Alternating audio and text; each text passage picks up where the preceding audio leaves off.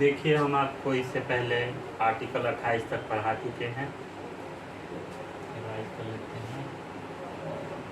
Article 12 में परिभाषा थी, 13 में अर्थीकरण, 14 में विधि के समानता, 15 में जाति, धर्म, लिंग, जन्म स्थान पर भेद के आधार पर भेदभाव नहीं होगा, 16 में लोक नियोजन, 17 में अस्पृश्यता का अंत, 18 में उपाधियों का अंत। ये 14 से लेकर 18 तक समानता है।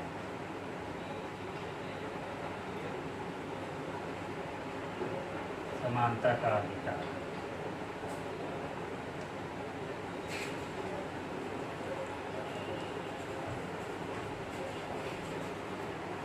आर्टिकल 19 में विभिन्न प्रकार की स्वतंत्रता। आर्टिकल 20 में एक अपराध के लिए एक सजा। 21 में प्राण एवं दैहिक स्वतंत्रता। 22 में गिरफ्तारी से संरक्षण। 19 से 22 तक स्वतंत्रता का अधिकार।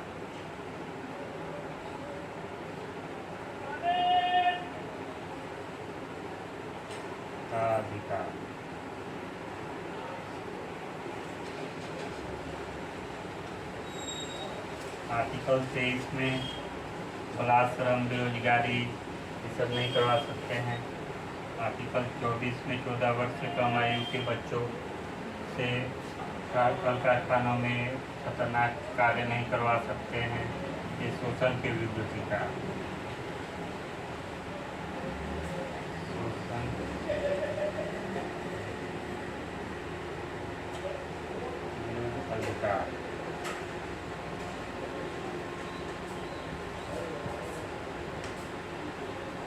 आर्टिकल 25 में अंतकरण। 26 में सामूहिक धार्मिक कार्यक्रम करवा सकते हैं, जैसे नवरात्र, ये सब।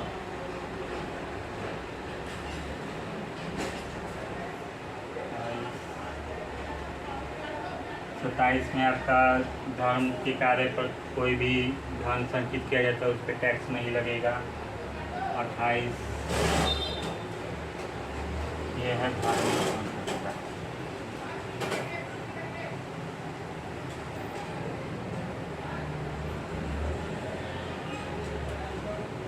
धार्मिक स्वतंत्रता 29 और 30 में है शिक्षा एवं संस्कृति। शिक्षा एवं संस्कृति।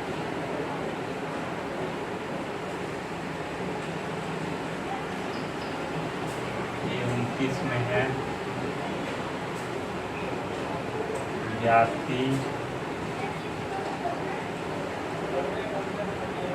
धर्म, संस्कृति,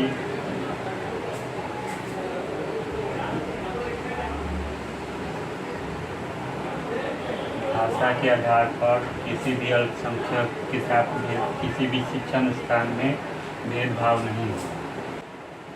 आर्टिकल 29 कहता है जाति, धर्म, संस्कृति और भाषा के आधार पर किसी भी अल्पसंख्यक के साथ किसी भी शिक्षण संस्थान में भेदभाव नहीं होगा।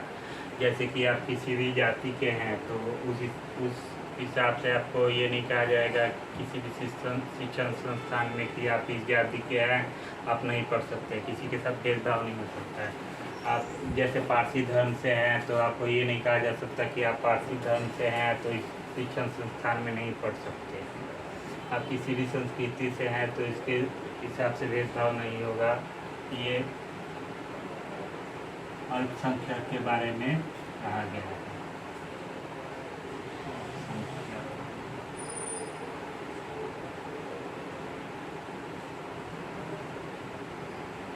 अल्पसंख्यक के बारे में पहली बार संविधान में आर्टिकल 29 में उल्लेख है। क्योंकि देखिए मेजॉरिटी कहीं भी अपना वर्चस्व पूरे दुनिया में जहाँ मेजॉरिटी रहती है वहाँ अपना वर्चस्व स्थापित कर लेती है।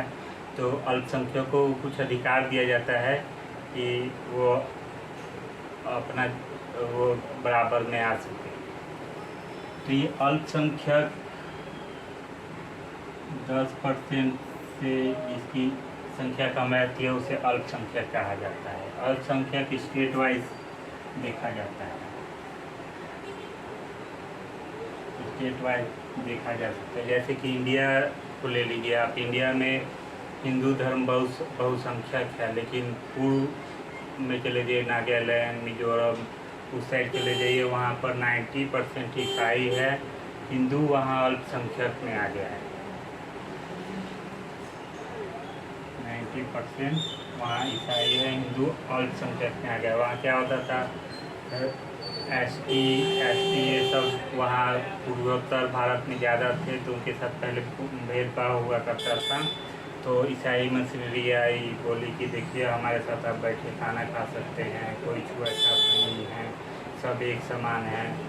इस हिसाब से बहुत ज़्यादा कन्वर्ट किया गया पूर्वोत्तर भारत में, तो वहाँ पे हिंदू अल्पसंख्यक में आ गया है।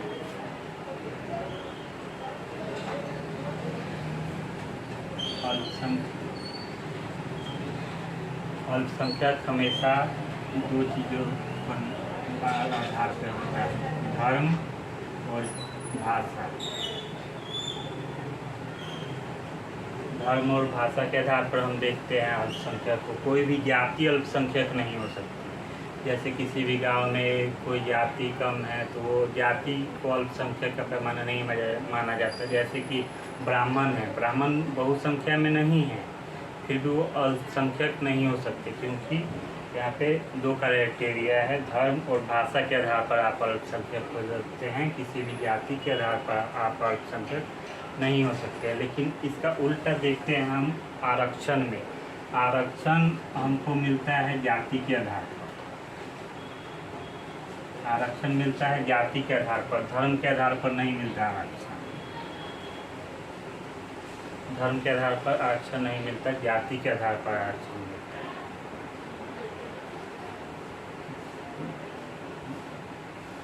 जैसे मान लिया मुस्लिम धर्म यहाँ अल्पसंख्यक है, लेकिन पूरे मुस्लिम धर्म को आरक्षण नहीं दिया जाता। उसमें से पठान ये सब जनरल में आते हैं, जो नीची जाति उनसे लो होता है, उनको आरक्षण दिया जाता है। किस धर्म के आधार पर आपको आरक्षण नहीं दिया जाता, जाति के आधार पर आरक्षण दिया जाता है।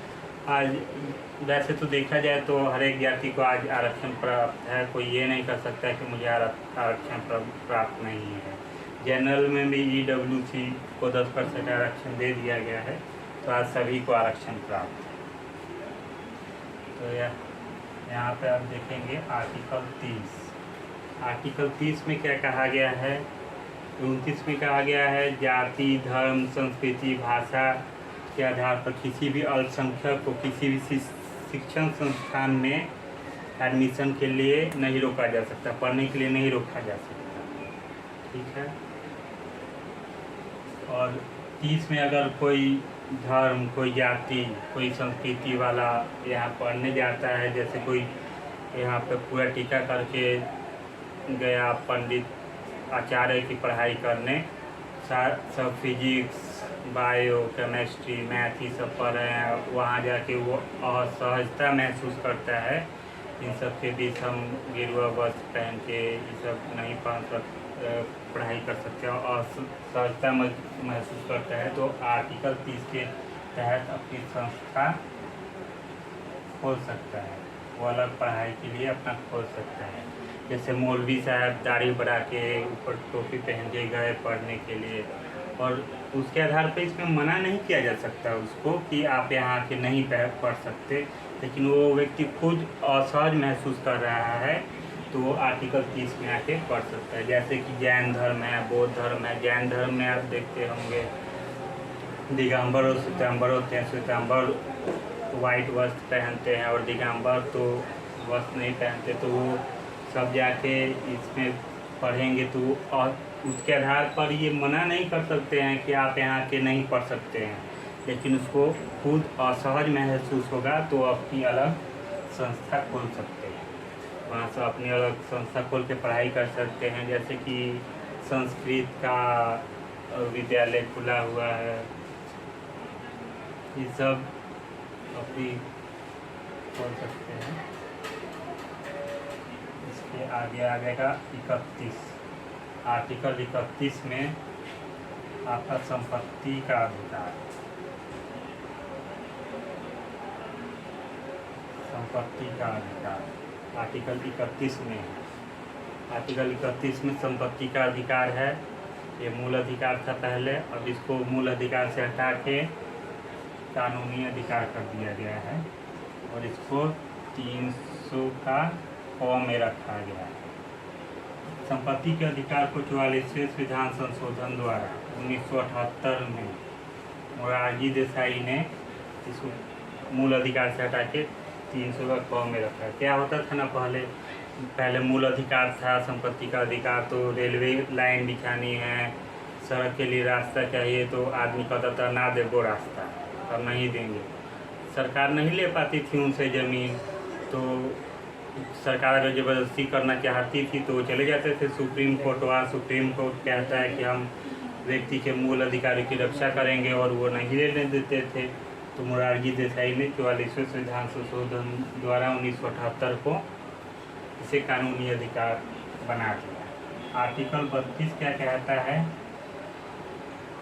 आर्टिकल 32 है संवैधानिक उपचार।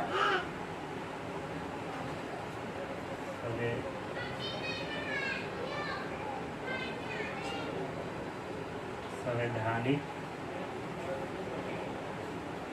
उपचार।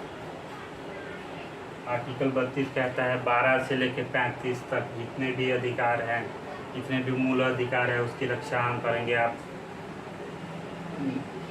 जिला न्यायालय में ना जाइए, डायरेक्ट आपके मूल अधिकारों का कोई हनन करता है, डायरेक्ट आप सुप्रीम कोर्ट में आइए, सुप्रीम कोर्ट आपको न्याय दिलाएगी। ये डायरेक्ट मूल अधिकारों का संरक्षण करती है आर्टिकल 32। भीमराव अम्बेडकर जी ने कहा था आर्टिकल 32 संविधान की आत्मा है। मूल अधिकारों का मूल अधिकार है आर्टिकल 32। जैसे मान लीजिए कोई आर्टिकल 17 के तहत जाके केस करता है, किसी को छुआछूत चाहे अपमानित किया जाता है, तो जाके पुलिस में केस करता है कि हमें छुआछूत किया गया है, ये तो पुलिस केस लिखती है। अगर पुलिस केस नहीं लिखती है और वो पढ़ा लिखा है तो वो आर्टिकल 32 के तहत डायरेक्ट सुप्रीम कोर्ट चला जाएगा। सुप्रीम कोर्ट चला जाएगा, उसके बाद सुप्रीम कोर्ट दरोगा को बुलाएगी, आइए बताइए क्यों नहीं लिखा इसका केस। बहुत वहाँ पे सुप्रीम कोर्ट उसको वो कर देती है और उसको बताती शाम तक बताइए क्यों न, उसकी नौकरी भी जा सकती है। आर्टिकल 32 बहुत खतरनाक है। आर्टिकल 32 मतलब इसके ऊपर किसी का दबाव नहीं है। आपके मूल अधिकारों का हनन होगा तो ये आपको जिताएगी, ये आपके पक्ष में रहेगी। Article 32 supreme court direct action लेगा। आर्टिकल 33, 34, 35 ये कुछ नहीं करता, ये आपके अधिकारों को कम करता है। जैसे कि कोई सेना में है उसके अधिकारों को कम करता है, कोई प्रेस का है उसके अधिकारों को, कोई रो एजेंट है उसके अधिकारों को ये कम करता है।